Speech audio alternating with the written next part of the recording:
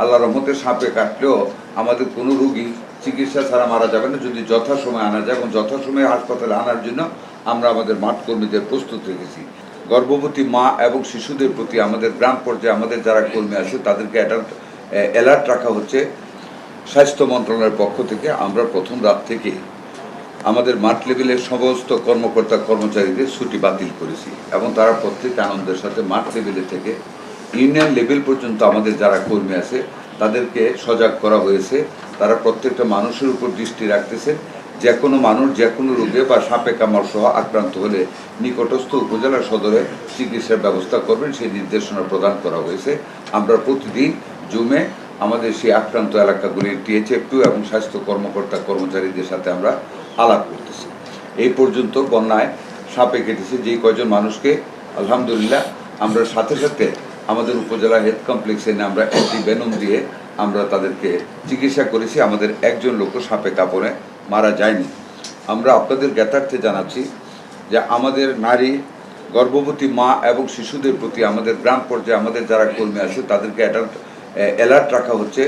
যে কোনো মায়ের যদি প্রসূতির সময় হয় বা কোনো রকম সমস্যা দেখা দেয় তাদেরকে আমরা স্পিডবোটের মাধ্যমে, স্পিডবোট না পাইলে যে কোনো স্থানীয় নৌকা বা কিছুর মাধ্যমে আমরা উপজেলা হাসপাতালে আনার ব্যবস্থা রাখতেছি। এই পর্যন্ত কোনো রকম আমরা খারাপ সংবাদ এই খাতে আমরা আল্লাহর রহমতে পাইনি।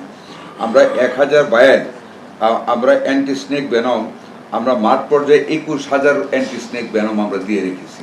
আল্লাহর রহমতে সাপে কাটলেও আমাদের কোনো রোগী চিকিৎসা ছাড়া মারা যাবে না যদি যথাসময়ে আনা যায়, এবং যথাসময়ে হাসপাতালে আনার জন্য আমরা আমাদের মাঠ কর্মীদের প্রস্তুত রেখেছি। এই পর্যন্ত 7,29,000 পানি বিশুদ্ধকরণটা, আপনারা জানেন বন্যার পরবর্তীতে পানির খুব প্রবলেম হয় যেটা থেকে কলেরা দেখা দেয়। আমরা আমাদের স্বাস্থ্য মন্ত্রণালয় থেকে 7,29,000 পানি বিশুদ্ধকরণ ট্যাবলেট এরই মধ্যে দেওয়া শুরু হচ্ছে, ঘরে ঘরে আমরা দিচ্ছি। আমাদের হাতে 36,19,572টি ট্যাবলেট আরও স্টক রেখেছি। In case of any necessity আমরা সেগুলো সাপ্লাই করতে পারবো ইনশাআল্লাহ, কোনো অসুবিধা হবে না। 3,99,879 ব্যাগ স্যালাইন আমরা প্রস্তুত রেখেছি। বন্যাপীড়িত এলাকায় কলেরায় দেখা দিলে সাথে সাথে যেন আমাদের ওই উপজেলা হেলথ কমপ্লেক্সগুলিতে সেটা যাতে সরবরাহ করা যায় সেটা আমরা করেছি। নর্মাল স্যালাইন 99,995 স্যালাইন তাও আমরা রেডি রেখেছি। কলেরা দেখা দিলে পানি নামার সাথে সাথে হয় অনেক সময়, আপনারা জানেন। আমরা সম্পূর্ণরূপে সকল দিক থেকে আমরা প্রস্তুতি নিয়ে রেখেছি যাতে করে কোনো রকম দুর্ভোগ না হয়। এরই মধ্যে সাতকানিয়াতে আমাদের পানি উঠেছিল হসপিটালে, সাথে সাথে আমরা সমস্ত যন্ত্রপাতি আমরা উপরে উঠিয়ে নিয়েছি এবং এখন পানি নেমে যাচ্ছে, আবার আমরা পুনরায় পুরোদমে কাজ করতেছি। মুদ্রা কথা হলো আমরা উই আর এ টিম।